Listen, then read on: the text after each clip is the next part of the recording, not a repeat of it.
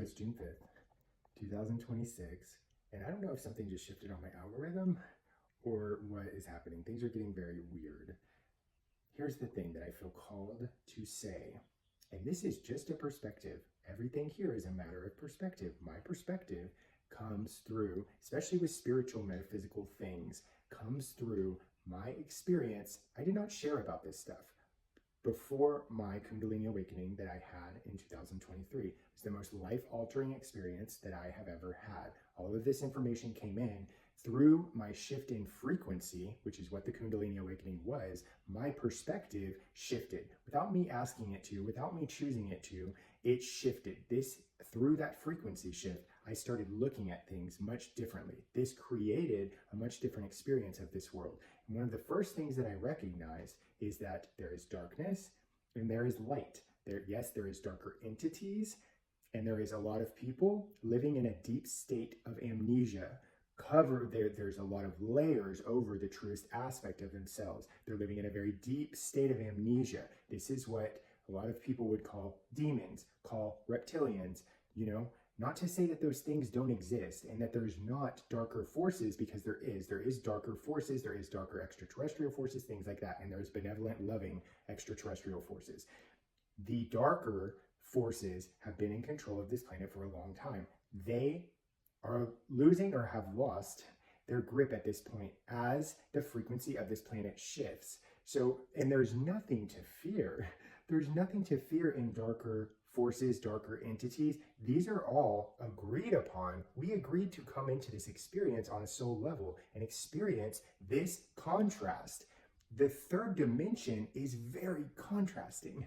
These bodies are incredibly dense, and the contrast is very heavy. Every single one of us, no matter where our soul was at in evolution, made the choice to come here. This isn't just something that I never would have shared this whenever I only heard it and took it into my mind. It was an understanding that came through on a cellular level after my awakening experience, through all the downloads and things that came in, through that shift in frequency, through me embodying a higher version of myself and tuning into my higher self, through experiences leaving my body, through experiences of almost crossing over. All of these things, this is where my perspective comes from, and from tuning in.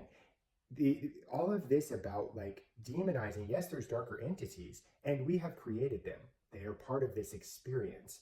We create darker entities by operating in a way that is so in a deep state of amnesia, operating in these darker ways, by fighting, by judging, by shutting out, by shaming ourselves, and that going to others. This creates darker entities.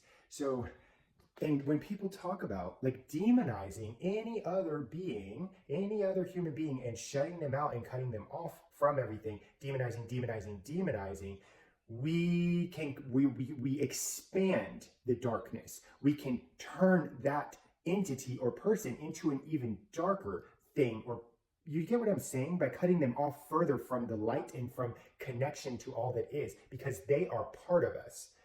It's like when people are like, oh my God, the trans agenda, they're demonic. It's like, no, but you're going to turn them into something even darker by cutting them off from the light even further, by shaming them, by shutting them out. They are an aspect of you, here to experience something that is very complex. So they are very evolved souls that choose to walk a path like that. It is not anyone's place to judge. And also, I see a lot of, I have a lot of very interesting people on my page, and I'm very grateful for all of them, all of these interesting perspectives, because it's there's a lot of people that just are like, oh no, the gay community is so lustful and so whatever. We're not supposed to operate in lust.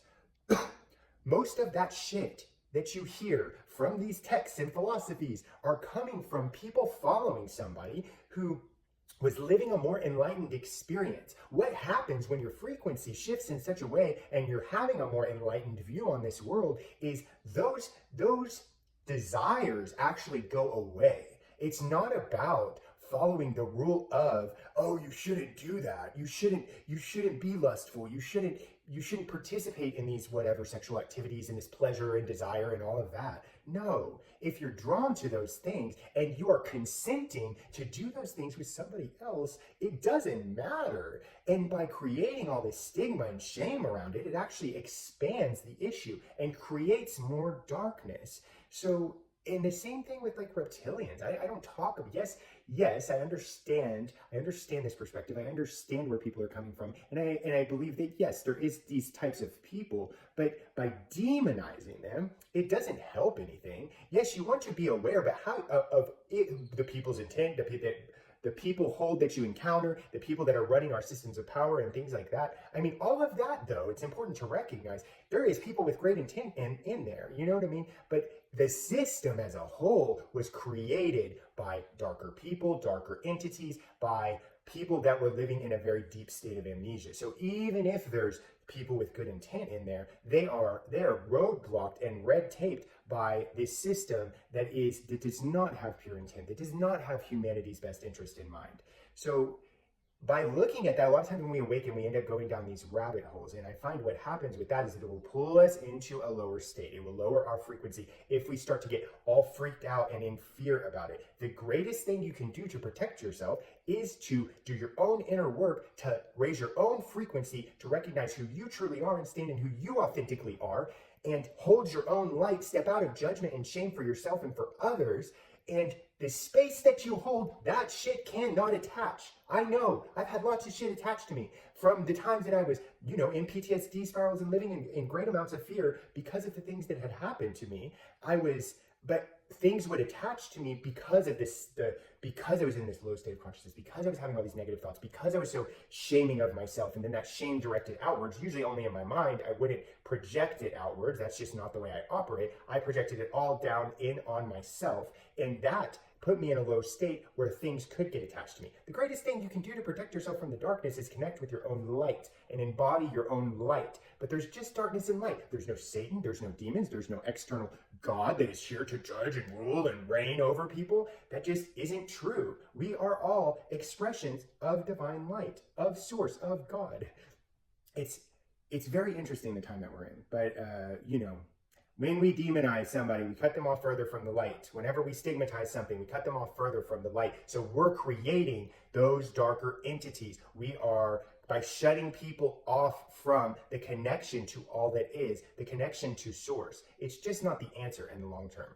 And maybe consider this perspective. There's no real demons, but what we think of is that we're creating them. So it's very important. The only thing we can do is focus on our own work to elevate, to hold a more elevated space, to embody as much light and as much of your higher self and as much of God as your body is able to hold. Then that shit can't touch you. There's nothing to fear.